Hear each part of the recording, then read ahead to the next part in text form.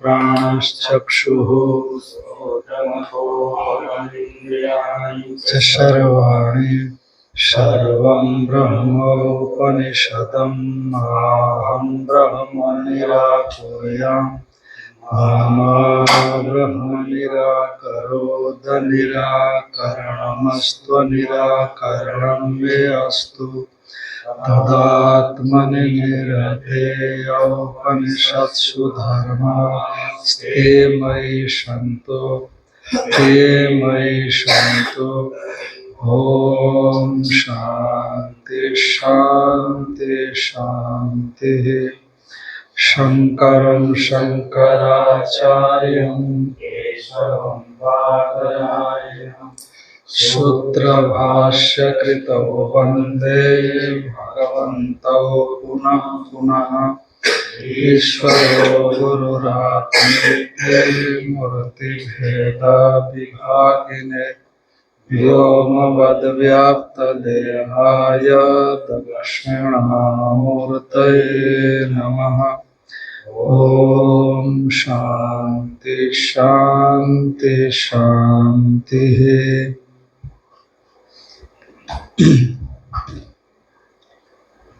सामवेदीय तलवकार शाखा की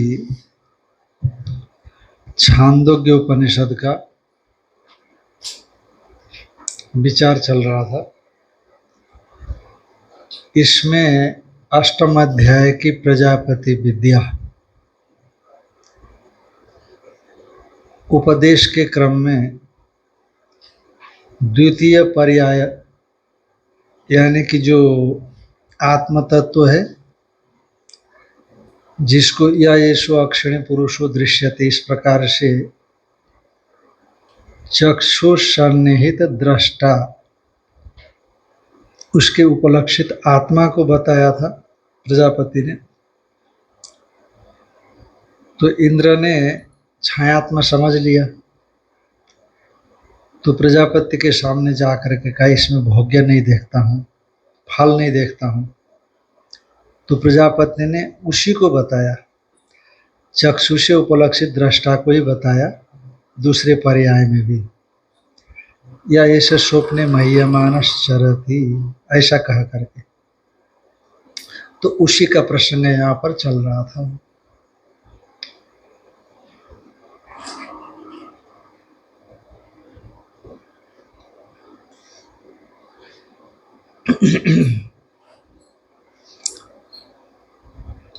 तो कहा कि प्रजापति ने छायात्मा नहीं कहा ऐसा इंद्र समझ रहे हैं, ये कहा था ना लास्ट में। तस्मान न छायात्मा प्रजापति न उक्त इति मन्यते।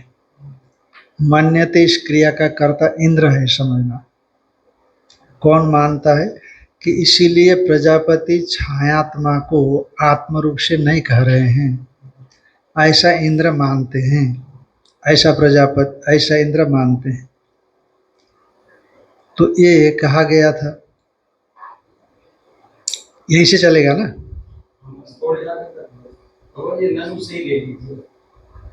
ननु छाया पुरुषे प्रजापति न उक्ते अस्य शरीरस्य नाशम अनु एष नश्यतीति दोषम अव्यदधात् तथा इहापि स्यात्। कि आपने कहा कि प्रजापति अनृतत्व नहीं कहेंगे, क्योंकि प्रजापति को प्रमाणी कुर्वन, प्रजापति प्रमाण है ऐसा मानते हुए ही इंद्र जो छायात्मा में आत्मदर्शन में दोष दिखा, तब प्रजापति के पास इंद्र आए हैं। तो इसलिए प्रजापति को वो प्रामाणिक मानते हैं, प्रजापति मिथ्या नहीं बोलेंगे। तो यही कहा था एतद अमृतम इति एतत् प्रजापति वचनम कथम मृषा कुर्यात इंद्र तम प्रमाणि कुर्वन। क्योंकि प्रजापति को प्रमाण मानता हुआ इंद्र कैसे प्रजापति के बात को मिथ्या, क्योंकि पीछे इव शब्द आया था, एव को इव किया था। घ्नांति एव मारते ही हैं स्वप्न में, दूसरे लोग इसको मारते ही हैं, इसको प्रताड़ित करते ही हैं। तो वहाँ इव शब्द आया था, एव शब्द आया तो उसको इव क्यों करना, सचमुच मारते ही है। तो यदि ऐसा कहेंगे तो प्रजापति को मिथ्या करना होगा। क्यों? क्योंकि प्रजापति ने कहा ऐसा यह आत्मा अपहत पापमा बीजरो विमृत्यु, कोई बाह्य दोषों से रहित, कोई भी बाह्य दोष से युक्त वो नहीं होता, ऐसा बताया है। और यदि घ्नांति मारते ही हैं ऐसा कहेंगे आत्मा के विषय में, तो फिर बाह्य दोषों से आत्मा को युक्त मानना होगा। और इंद्र प्रजापति को प्रमाण मान करके तत्व ज्ञान के लिए गया है, तो फिर इंद्र प्रजापति की बातों में ही दोष कैसे निकालेगा? ठीक। तो यह भी कहा गया एतद अमृतम इति एतद प्रजापति वचनम, यह एषो अक्षिणी पुरुषो दृश्यते ऐसा आत्मा इति होवाच, ये पहले कहा गया। यह ऐसा स्वप्ने मह्यमानश्चरति ऐसा आत्मा इति होवाच, एतद अमृतम अभयम एतद ब्रह्म। प्रजापति ने द्वितीय पर्याय में भी वैसे ही करीब करीब कहा। तो जब प्रजापति ने एतद अमृतम अभयम ऐसा कहा, तो अघ्नांति का अर्थ एव करते हैं तो मारते ही हैं, तो मारेंगे तो चोट भी लगेगी उसको, तो विक्षेप आएगा उसको। पर एतद अमृतम अभयम ऐसा कहा गया है, भय रहित, भय माने द्वैत, प्रपंच, चिंता, विलाप इत्यादि, उससे रहित होता है ये। तो फिर प्रजापति को इंद्र झूठा साबित कर रहा है, जबकि प्रजापति को प्रमाणिक मान करके ही इंद्र वहां पर गया।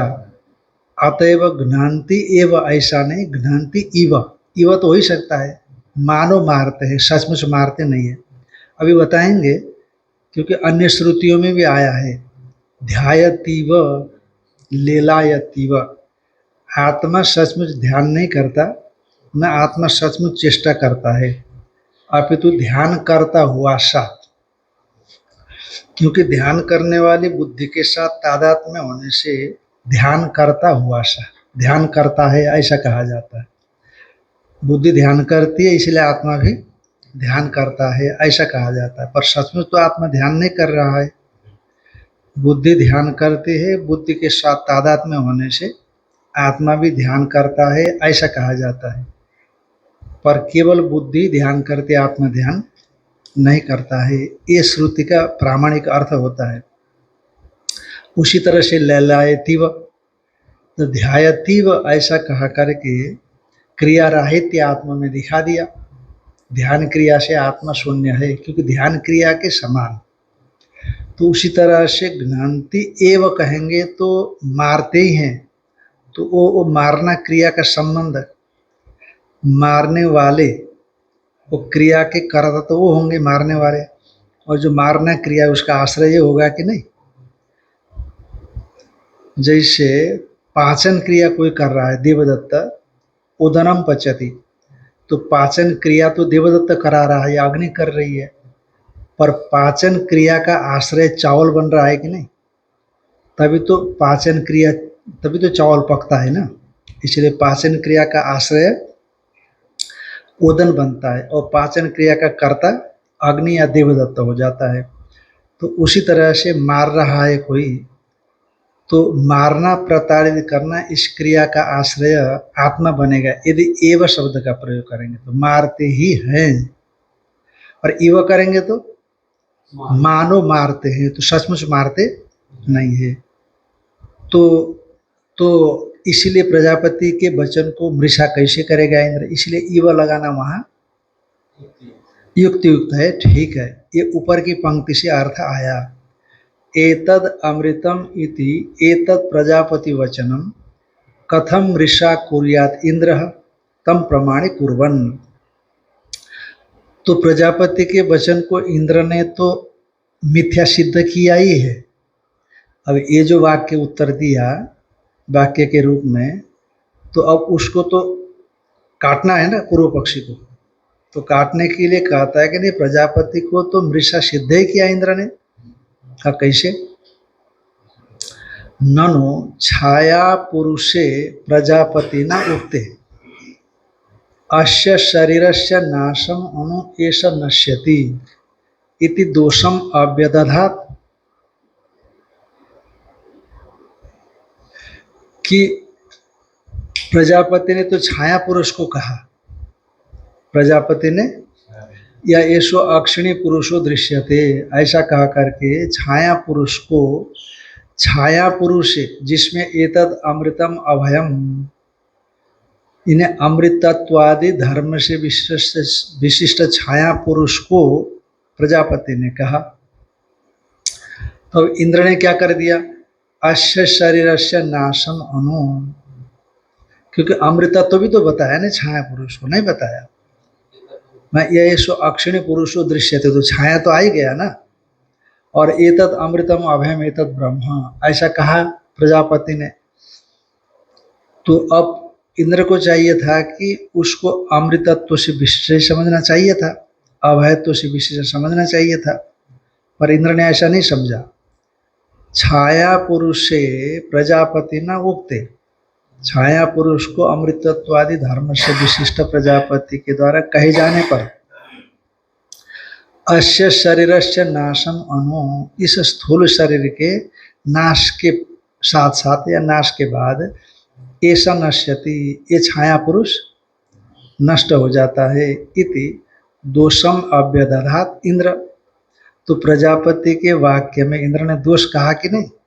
तो आप कैसे कहते? अच्छा, जब प्रजापति के वाक्य पर इंद्र दोष निकालेगा तो प्रजापति के वाक्य प्रमाणी थोड़ी कर रहा है, अप्रमाणी तो कर ही रहा है ना। आप जो बोल रहे गुरुदेव ये सही नहीं है। तो दोषम अव्यदधात माने अव्यदधात इस क्रिया का कर्ता इंद्र है, ऐसे समझना। तथा यहाँ स्यात्, तो उसी तरह से यह ऐसे स्वप्ने मह्यमानश्चरति ऐसा आत्मा इति होवाच एतद अमृतम अभयम एतद ब्रह्म। तो यहाँ पर घ्नान्ति, घ्नान्ति इव, एव का अर्थ इव है ना, तो घ्नान्ति एव ऐसा कर दीजिए, मारते ही हैं प्रजापति, मारते ही है नहीं कहना चाहते हैं, पर प्रजापति के वाक्य में आपने पहले भी दोष दिखा दिया, तो यहाँ पर भी दोष दिखा दीजिए स्वप्न पुरुष में भी। तथा इहापि स्यात्, यानी सचमुच मारते हैं, घ्नान्ति एव करना, घ्नान्ति इव ऐसा नहीं करना। तो उत्तर देते हैं नैवम, ऐसी बात नहीं है जो आप कहते हो, एवं न, ऐसी बात नहीं है। अकस्मात क्यों? का या एषो अक्षिणी पुरुषो दृश्यते इति न छायात्मा प्रजापति न उक्त इति मन्यते भगवान। भगवान को यह शुरू में ध्यान में आया कि प्रजापति छायात्मा को ही आत्मा मानते हैं, ऐसा शुरू में आया, तभी ना शांत हृदय होकर के निकल गए। और शांत हृदय होकर के निकल गए तो विरोचन को तो विश्वास हो गया कि ये छायात्मा जिसकी पड़ रही है वो देह आत्मा है, ऐसा लक्षण कर लिया उसने। वो आए ही नहीं अशुद्ध हृदय होने से। इंद्र ने भी इंद्र ने दृश्यते श्रुति का वाच्यार्थ छायात्मा को लेकर के, छायात्मा ही आत्मा है ऐसे शुरुआत में मान करके गए, पर देवताओं को प्राप्त होने से पहले उनको उसमें भय दिखा।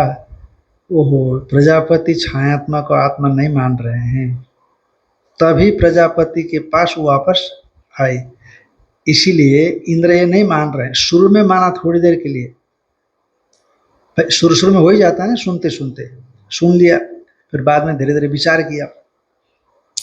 तो इसीलिए प्रजापति ने छायात्मा को आत्मा कहा, ये नहीं मान रहे इंद्र। या एषो अक्षिणी पुरुषो दृश्यते इति न छायात्मा प्रजापति न उक्त इति मन्यते भगवान। या एषो अक्षिणी पुरुषो दृश्यते, यहाँ पर छायात्मा को प्रजापति ने आत्मा के रूप से कहा है, ऐसा इंद्र नहीं मानते। कथम, अरे मान करके तो चले, है कि नहीं? कहा थोड़ी देर के लिए माने, पर बाद में नहीं माना ना, तभी दोष दिखा ना।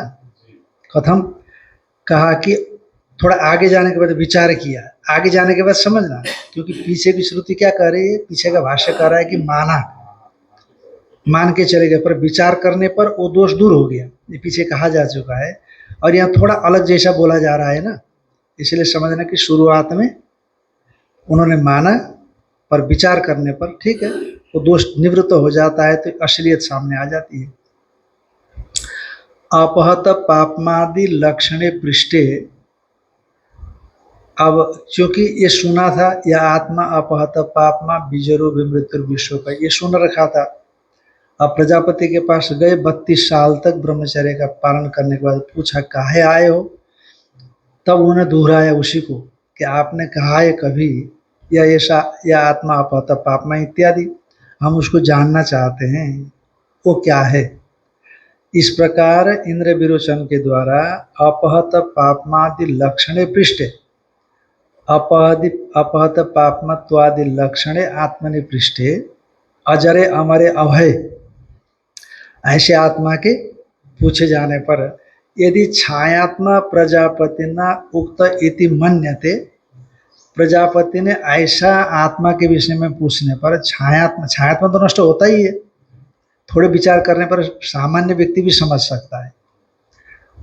तो यदि छायात्मा प्रजापति न उक्त इति मन्यते इंद्र, यदि छायात्मा को ही प्रजापति ने कहा है ऐसा इंद्र मानते हैं, तथा तदा कथम प्रजापतिम प्रमाणीकृत्य, अब इंद्र ने देखा कि छायात्मा आत्मा नहीं हो सकता, और इंद्र को सोचना चाहिए था कि नहीं अब गुरु जी ठीक नहीं है। क्या सोचना चाहिए था, अब गुरु चेंज करना पड़ेगा, जैसे होता है यहाँ होता है कि नहीं, तो यहाँ ऐसे ही होता है जगत में आजकल कि गुरु जी सही नहीं बोले, क्योंकि इंद्र ने पकड़ लिया ना छायात्मा आत्मा नहीं हो सकता, पर गुरु जी ने तो छायात्मा को ही आत्मा मान लिया, तो वहाँ जाना ठीक नहीं है, फिर दूसरे गुरु के पास जाएंगे ना, ऐसा सोचना चाहिए ना उनको, पर उन्होंने ऐसा नहीं सोचा, जरूर कहने के मेरी गड़बड़ी है।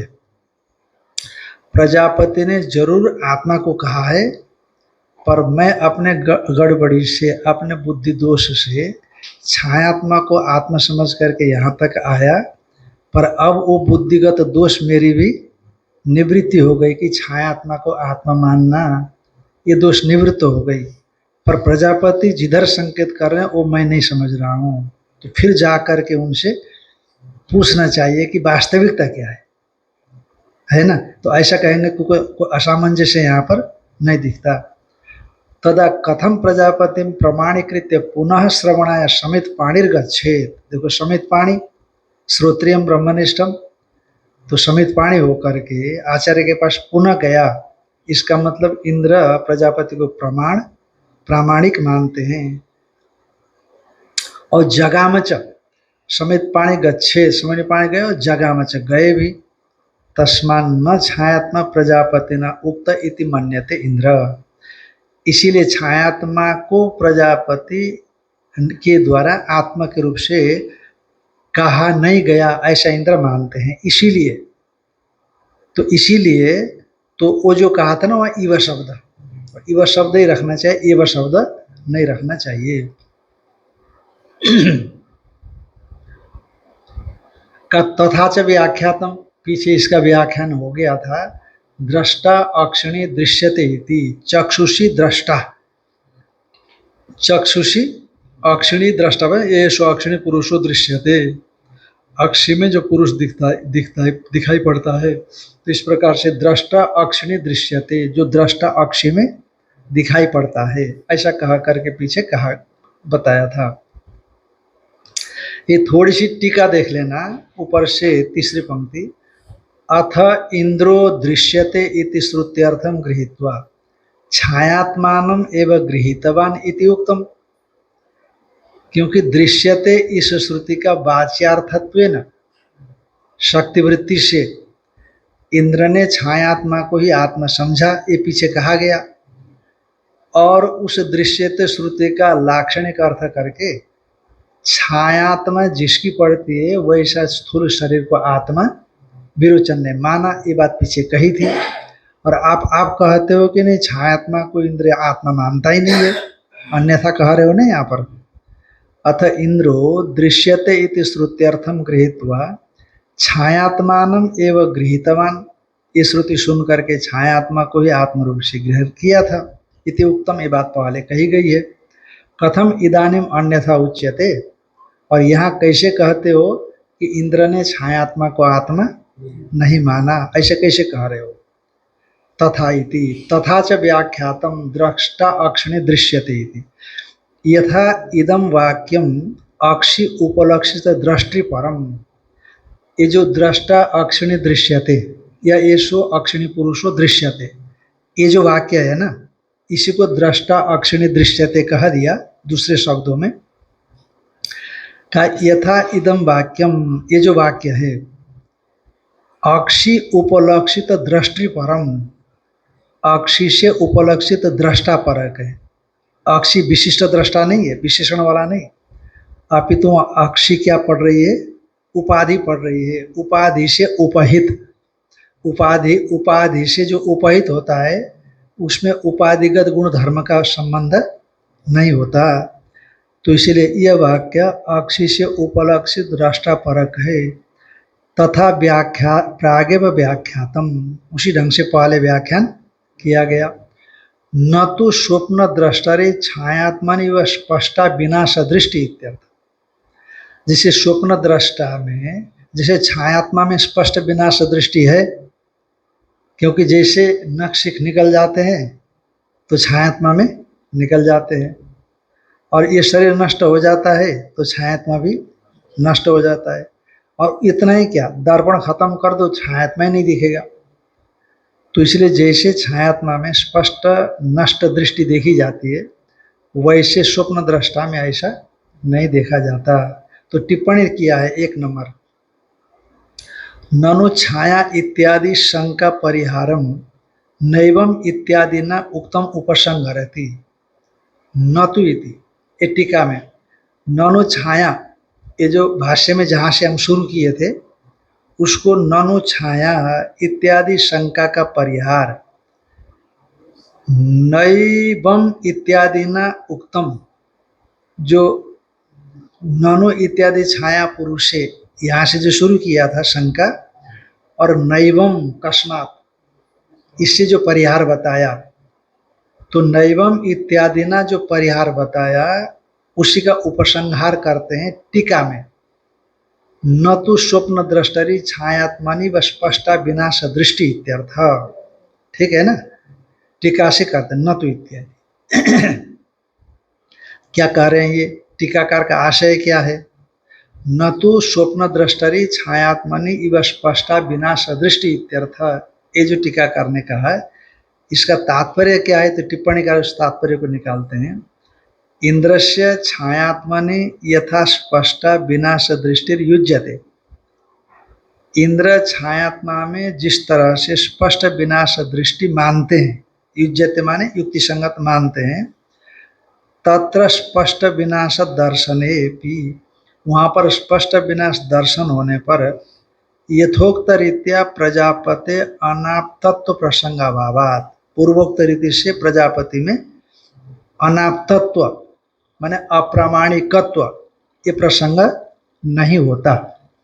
छायात्मा को स्पष्ट विनाश दृष्टि इंद्र मानते हैं, तो और स्पष्ट विनाश छायात्मा में दिखता है, ऐसा मान लेने पर तो अभी जो उक्ति हमने ऊपर से बताई उसके हिसाब से प्रजापति में अनात्मत्व प्रसंग नहीं रहेगा।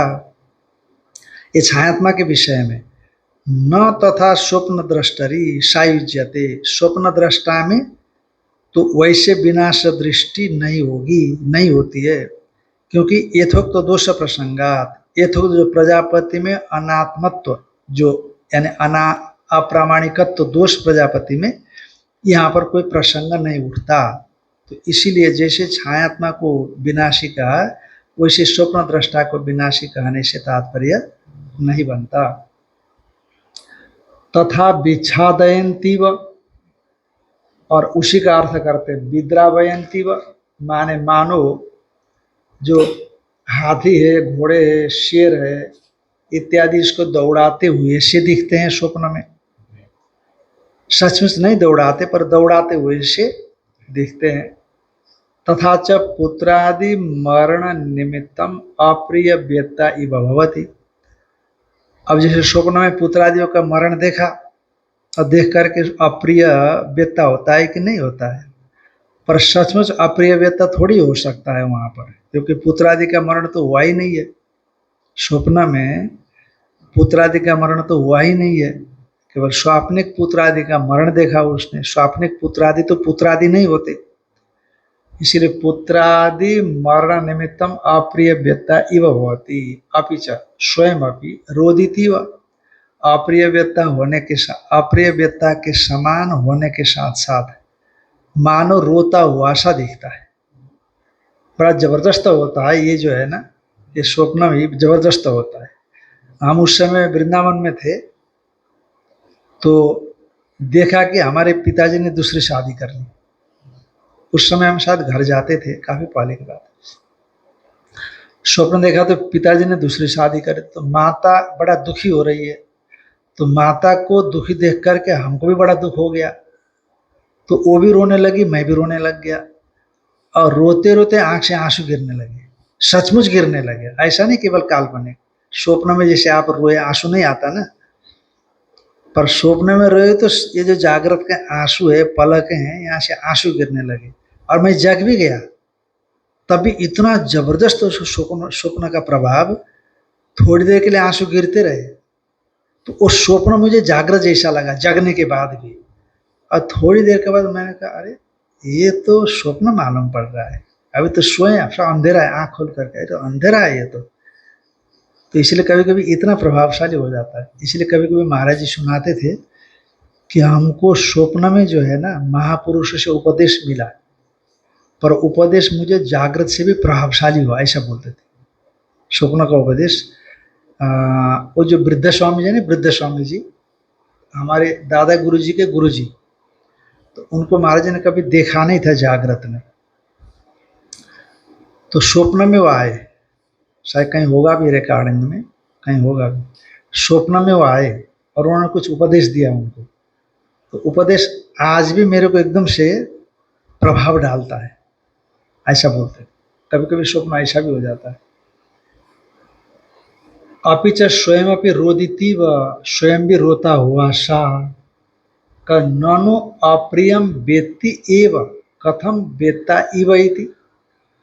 आप इव क्यों लगा रहे हैं, है कि नहीं? यद्यपि श्रुति में इव है, तो अप्रिय वेत्ता ही होता है ना स्वप्न में, अप्रिय वेत्ता इव ऐसा क्यों कहते हैं?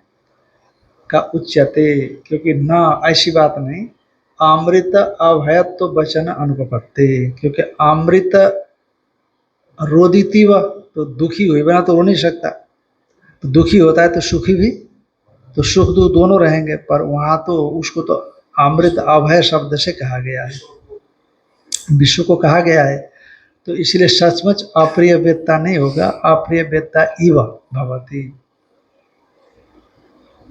ध्यायतीव इति च श्रुत्यंतरात, सचमुच ध्यान करता, क्रियाशील होता, ये तो अक्रिय है ना, यदि सचमुच क्रियाशील होता तो श्रुति ध्यायती बोलते ना, ध्यायती व नहीं बोलती। मानो ध्यान करता हुआ सा, वो तो क्या मन के साथ जुड़ा हुआ है स्वप्न में, इसलिए मन में ऐसी कोई बात आती है तो स्व में अध्यारोपित कर लेता है, पर सचमुच उसमें नहीं होता, इसलिए इव ही होता है। अप्रिय वेत्ता इव होता है, अप्रिय वेत्ता एव नहीं होता। ननु प्रत्यक्ष विरोध इति चेत, का ननु प्रत्यक्ष विरोध, का प्रत्यक्ष के साथ विरोध आ जाएगा। का प्रत्यक्ष का विरोध क्या है कि जैसे जागृत में हम कहते कि मैं जानता हूं, तो ये जानना रूपी जो विक्रिया है मेरे में होती है। इसलिए नैयायिक लोग, वैशेषिक लोग क्या कहते हैं, हम विभेमी, मैं डरता हूं, ये आत्मा बगाही बोध है, ये आत्मा में हो रहा है, मैं डरता हूं, क्योंकि भय स्वयं मेरे में मालूम पड़ रहा है। अहम विभेमी, हाँ, अहम अहम कामये, मैं कामना करता हूँ। ये काम, ईर्ष्या, जितने भी आप मन के धर्म बताते हो, विचिकित्सा, लज्जा, री भी, ये जितने भी मन के धर्म बताते हो, उन मन के धर्मों को वो लोग आत्मा में मानते हैं। अहम विभेमी, मैं डरता हूँ, तो वो डर का मेरे साथ अभेद संबंध दिख रहा है। जब डर होता है तो ये थोड़ी लगता है कि मन में डर हो रहा है, मैं तो दृष्टा हूँ, ऐसा होता तो काम ही खत्म हो गया होता। पर वो डर स्वयं मेरा स्वरूप ही ऐसे मालूम पड़ता है। तो इसलिए जब जब हमको डर मेरा स्वरूप है तो विक्रिया मेरे में हुई ना, भय की विक्रिया है या जानना रूपी विक्रिया है मेरे में हुई। तो आप यदि मेरे में हुई तो इव कैसे लगा रहे हो आप? सचमुच मेरे में भय है, सचमुच मेरे में विकार है, सचमुच मेरे में राग द्वेष है, ये कहना चाहिए ना। राग द्वेष के समान ऐसा नहीं कहना चाहिए। तो इसीलिए जो मेरे में भय पैदा हो गया तो ये प्रत्यक्ष है, तो उसी तरह से भय भी प्रत्यक्ष है स्वप्न में। तो इसलिए इव कैसे लगा रहे हो आप? इसलिए सचमुच भय होता ही है। ये जो प्रत्यक्ष अनुभव हो रहा है स्वप्न में, उसको उसको लेकर के इव नहीं एव ही लगाना चाहिए। ननु प्रत्यक्ष विरोध इति चेत, प्रत्यक्ष के साथ विरोध है ऐसा मानो तो कहा न, ऐसी बात नहीं। शरीर आत्मत्व तो प्रत्यक्षवद भ्रांति संभवात, क्योंकि वहां पर जो है ना अध्यास हो रहा है स्वप्न में, मन के साथ सूक्ष्म शरीर के साथ अध्यास से जो सूक्ष्म शरीर में गतिविधियां चल रही है वह स्वरूप में अध्यारोपित हो जाता है। सचमुच वहां पर भय इत्यादि नहीं है, ऐसा समझ लेना चाहिए। क्योंकि शरीर आत्मत्व तो प्रत्यक्षवत जैसे शरीर में आत्मबुद्धि कितना प्रत्यक्ष है, शरीर में आत्मबुद्धि जागृत में प्रत्यक्ष है कि नहीं? और कोई कहेगा कि नहीं आप शरीर नहीं हो, तो कौन मानता है कि मैं शरीर नहीं हूं? यदि मैं शरीर नहीं हूं तो फिर क्या हो? अब कोई दिखा तो नहीं सकता है, पर शरीर ही मैं हूं। तो इसीलिए वेदांत परिभाषा में आया देहात्म प्रत्ययो यद्वत् प्रमाणत्वेन कल्पित लौकिकम तद्वदेव स्यात् प्रमाणम त्वात्मनिश्चयात्। देहात्म प्रत्ययो यद्वत् प्रमाणत्वेन कल्पित, देह में जो आत्मबुद्धि है लोक व्यवहार में तत्त्वात्मनिश्चयात् माने आत्मनिश्चयात्, आत्मा का निश्चय होने से पहले, जब तक मैं नित्य शुद्ध बुद्ध मुक्त स्वरूप आत्मा हूं, ये जानकारी जब तक आपको अपरोक्ष रूप से नहीं होती, उससे पहले तक देह में जो आत्मबुद्धि है वो प्रामाणिक रूप से होता है, यद्यपि सच्चाई नहीं है, प्रामाणिक रूप से।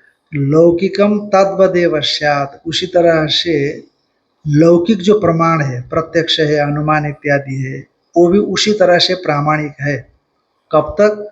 कत्वात्मनिश्चयात् प्राक, आत्मनिश्चय से पहले तक। यानी कहने का मतलब शरीर में आत्मबुद्धि आत्मनिश्चय होने से पहले तक प्रामाणिक है, आत्मनिश्चय के बाद नहीं है, मृषा है, भ्रांति है, मिथ्या है। इसका मतलब वास्तव में देह में जो आत्मबुद्धि है वो प्रामाणिक नहीं है, वह केवल व्यवहारिक है, और व्यवहारिक वास्तविक नहीं होता ना। तो जैसे जागृत काल में शरीर में आत्मबुद्धि प्रामाणिक मानने पर भी पारमार्थिक रूप से प्रामाणिक नहीं है, उसी तरह से स्वप्न काल में जो ये भय है, अप्रिय वेत्ता, वेत्ता आप कहते हो, अप्रिय वेत्ता, वो भी प्रामाणिक नहीं है। ये अप्रिय वेत्ता इव ऐसे मान लेना चाहिए। ननु प्रत्यक्ष विरोध इति चेत न, शरीर आत्मत्व तो प्रत्यक्षवत, जैसे जागृत काल में शरीर में आत्मबुद्धि का प्रत्यक्ष जैसे मिथ्या होने पर भी प्रामाणिक लगता है, उसी तरह से अप्रिय वेदनादियों में भी भ्रांति तो ही संभव हो सकता है। का तिष्ठतु तावत अप्रिय वेत्ता इव न वाइति, अभी इसको रहने दीजिए कि अप्रिय वेत्ता के समान होता है अथवा अप्रिय वेत्ता ही होता है, इसको अभी रहने दीजिए। क्यों? ना हम अत्र भोग्यम पश्यामि, चाहे अप्रिय वेत्ता ही हो चाहे अप्रिय वेत्ता के समान हो, जैसा भी हो, का इसमें एक यथार्थ बात तो यह है कि मुझे सफलता फल इसमें मुझे नहीं दिख रहा है। ना हम अत्र भोग्यम पश्यामि, हाँ तो वो होना चाहिए ना, वो तो फल होना चाहिए, पर इसमें फल हमको नहीं दिख रहा है। स्वप्नात्म ज्ञाने भी इष्टम फलम नोपलभे इति अभिप्राय। स्वप्नात्म ज्ञान होने पर भी मुझे जो इष्ट फल है वो इष्ट फल प्राप्त नहीं हो रहा है। एवं एव एष तव अभिप्रायेण इति वाक्य शेष। एवं एव ऐसा, ये वैसा ही है तुम्हारे अभिप्राय से, इति वाक्य शेष। आत्मनो अमृत अभय गुणवत्वस्य अभिप्रेतत्वात्, क्योंकि आत्मा में अमृत अभय गुणवत्ता ही अभिप्रेत है, यथार्थ में आत्मा में यह अभिप्रेत है। तो कहा द्विरुक्तम अपि न्याय तो मया यथावन नावधारयति। अब प्रजापति सोच रहे हैं कि मैंने या एषो अक्षिणी पुरुषो दृश्यते एषा आत्मा इति होवाच, या एषो स्वप्ने मह्यमानश्चरति एषा आत्मा इति होवाच। तो दो बार बता दिया ना आत्मा तत्व को। तो मया माने प्रजापति ना, मुझ प्रजापति के द्वारा द्विरुक्तम अपि आत्म तत्व ब्रह्म, दो बार आत्म तत्व को मैं बता चुका हूँ, फिर भी यथावन नावधारयति, ठीक ठीक ढंग से अवधारण इंद्र को निश्चय नहीं हो रहा है। तस्मात् पूर्ववत अस्य अद्यापि प्रतिबंध कारणम अस्ति इति मन्वानः प्रजापति। पूर्व के समान अब भी इसके अंदर में कोई न कोई दोष है। अब स्वर्ग लोग चले जाएंगे तो फिर वहाँ दोष इकट्ठे होने लगेंगे, तो इसीलिए कहा फिर यही रहो और ब्रह्मचर्य का पालन करो, कोई दोष नहीं रहेंगे, धीरे धीरे दोष की निवृत्ति होगी। प्राणायाम इत्यादि करते रहोगे ना, झूठ कपट जो भी मन में उसको त्यागने की कोशिश करता रहेगा। साधक वहाँ जो पहुँचेगा तो अभी ज्ञान तो नहीं हुआ, इसलिए जो भी कमियाँ आए उनको छोड़ने की कोशिश करता रहेगा।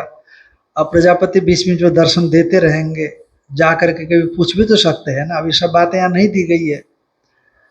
तो प्रजापति को ध्यान में आया कि बड़ी बड़ी हस्ती है ये तो इसलिए समय भी प्रजापति देंगे उनको जरूर, क्योंकि प्रजापति का कार्य संचालन कर रहे हैं ना इस जगत में, संसार में। तो इसलिए जो भी समस्या होगी प्रजापति को जाकर के पूछेंगे, जरूर बताएंगे, कमियां निकलती रहेंगी। तो इसलिए तस्मात् पूर्ववद अस्य अद्यापि प्रतिबंध कारणम अस्तिति मन्वाना, पूर्व के समान अब भी इनके अंदर में प्रतिबंध का कारण कोई है।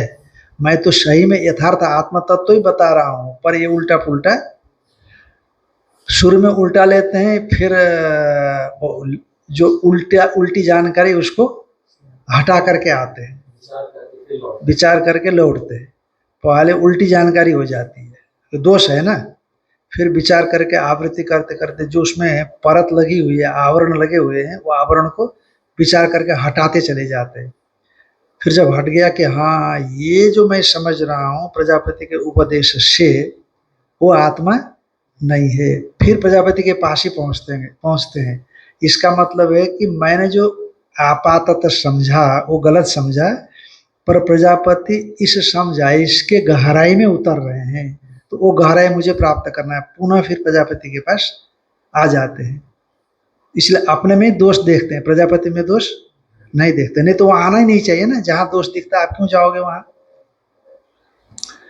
तस्मात् पूर्ववत अस्य अद्यापि प्रतिबंध कारणम अस्ति इति मन्वाना, प्रजापति ऐसा मानते हैं कि इसमें और भी दोष प्रतिबंध का कारण कोई है।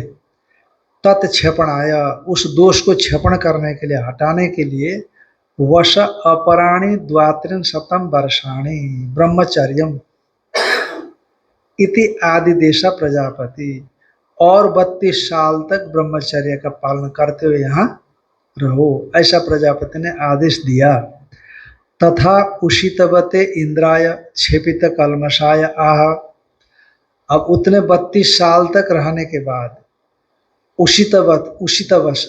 उषितवते माने बैठे हुए, ब्रह्मचर्य का पालन किए हुए, और जिसकी वजह से क्षपित कलमशाय, नष्ट हो गए कलमश पाप जिनके, ऐसे इंद्र के लिए प्रजापति ने कहा।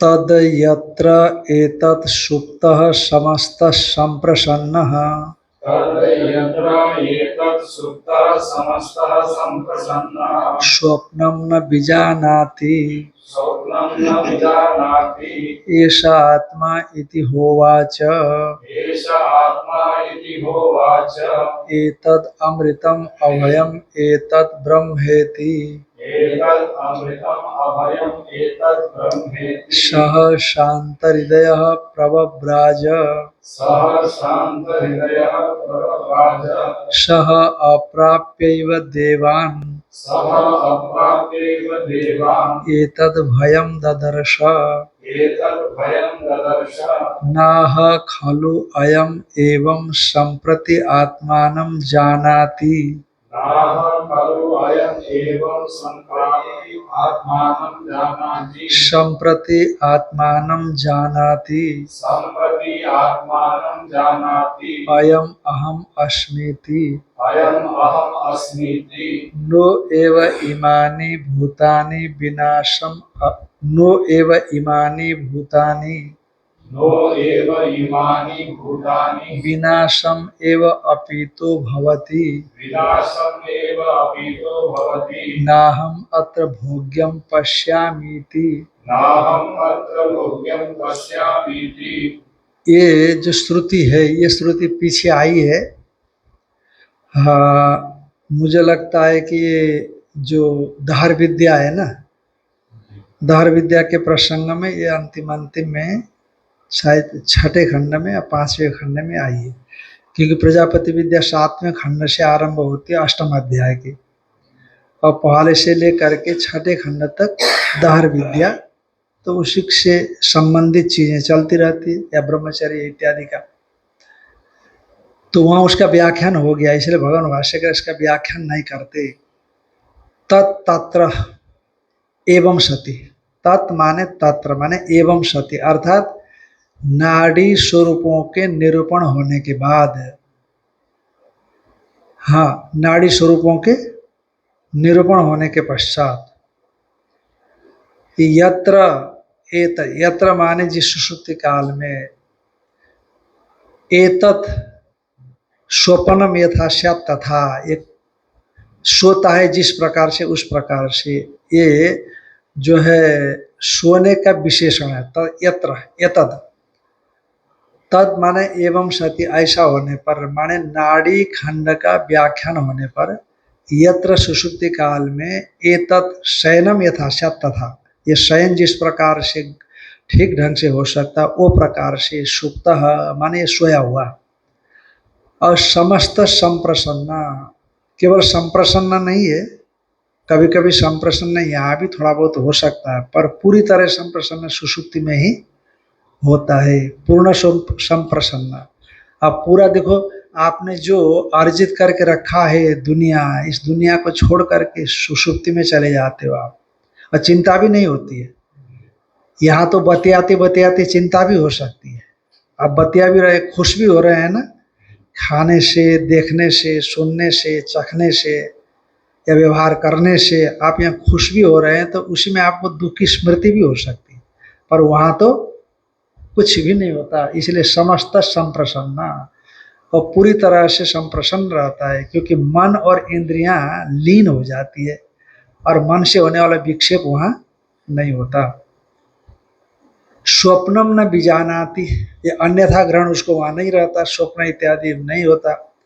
तो उस समय में जो आत्मा है, ऐसा आत्मा इति होवाच, इसको क्या बोलते हैं? आत्मा कहते हैं, ये आत्मा है। होवाच एतद अमृतम अभयम एतद ब्रह्म इति, ये अमृत है, ये अभय, एतद ब्रह्म इति।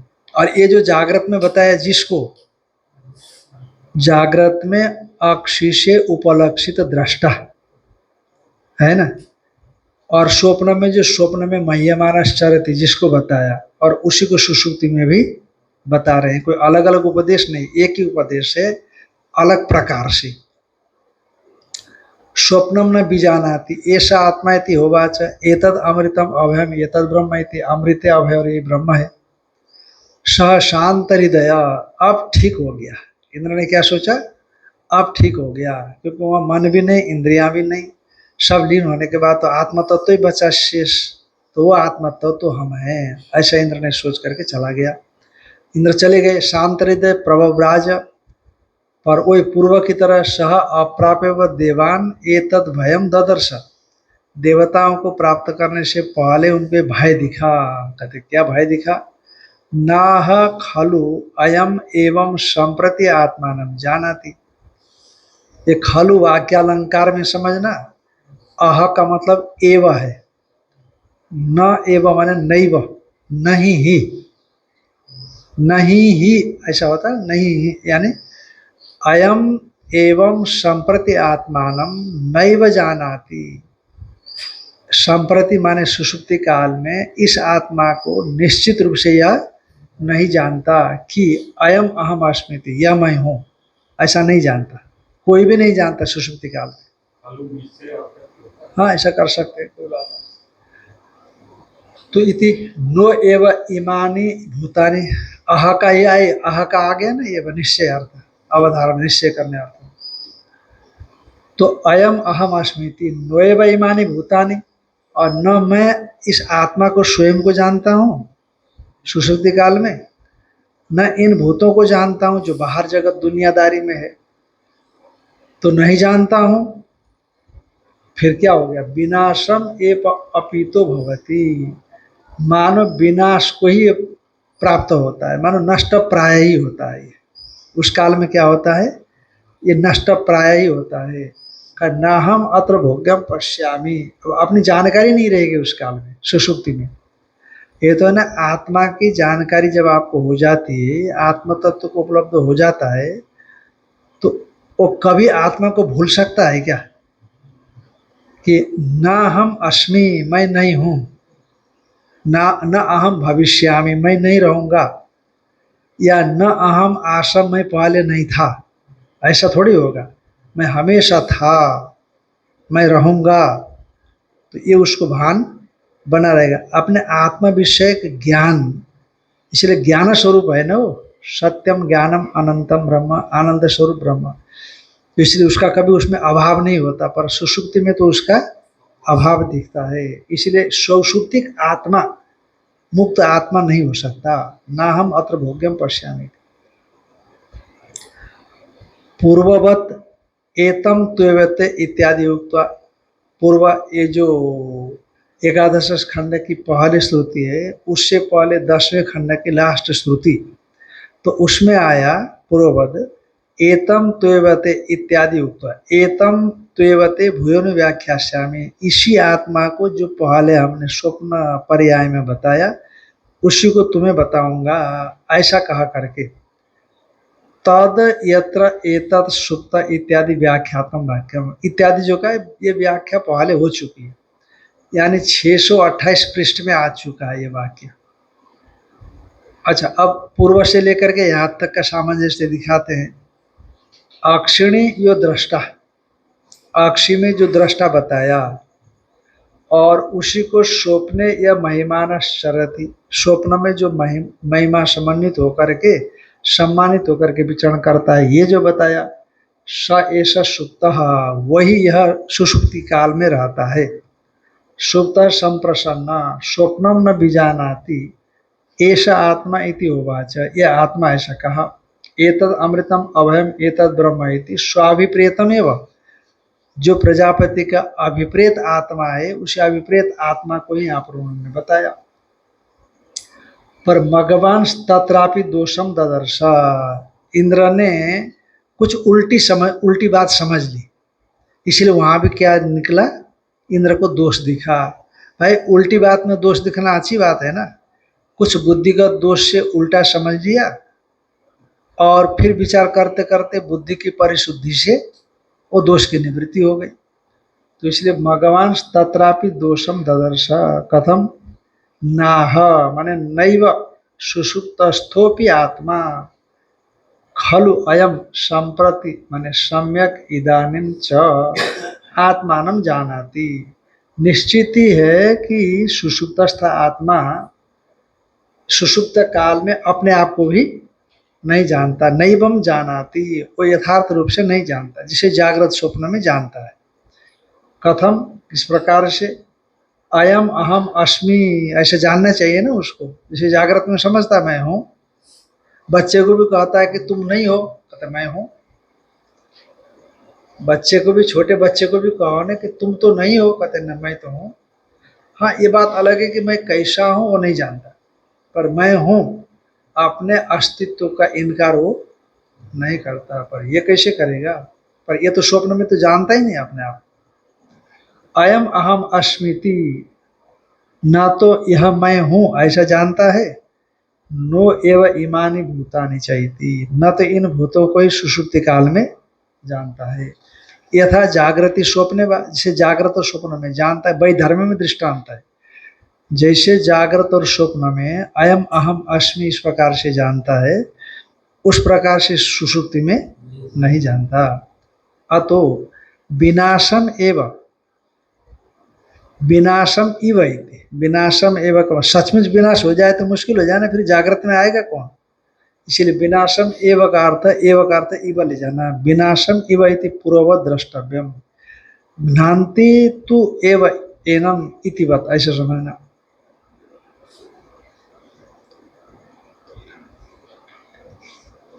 हम्म।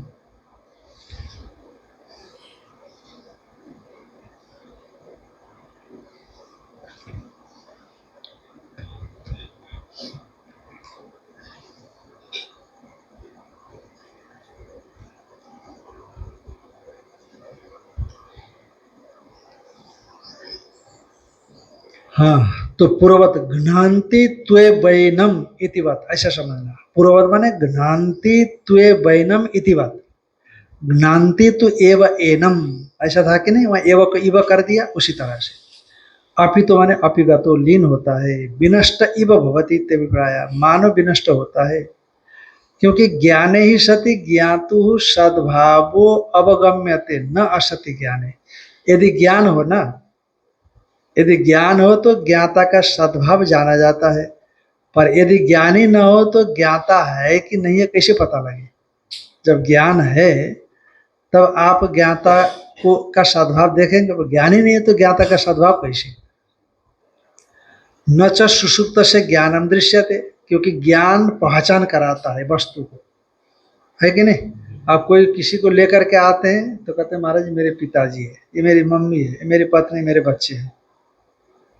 तो ज्ञान होता तो पहचान कराएंगे ना। अब जानते ही नहीं कि मेरी पत्नी मेरे बच्चे के तीसरा चौथा है, तो पहचान कैसे कराएंगे? ज्ञान व्यक्ति की पहचान कराता है। उसी तरह से स्वरूप का ज्ञान उस समय रहता ही नहीं है, तो इसीलिए आत्मा के विषय में बोध नहीं होता।